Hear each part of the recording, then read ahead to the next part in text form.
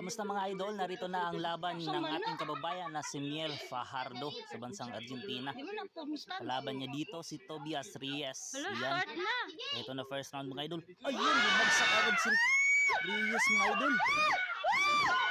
Ayun, binilangan. Naku. Grabe.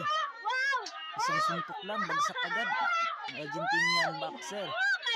Ito na mga idol. Ito, bumagsak ng pangalawang beses si Tobias Reyes. Yun, galing. Galing ni Fajardo mga idol. Nabagsak agad yung kalaban. Ito na mga idol. Yan. Naku, nag-drugi na naman. Ito. Naku, inawat na referee. Binilangan. Binilangan ng referee mga idol. Yan.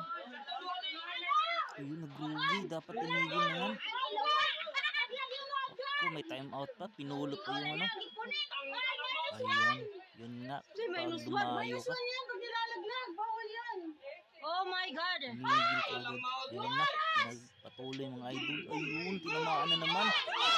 Ayun, bagsak na naman. Ako, tinigil mga idol. Panalo si Miel Fajardo sa pamamagitan ng knockout sa first round. Ayan, congratulations Miel.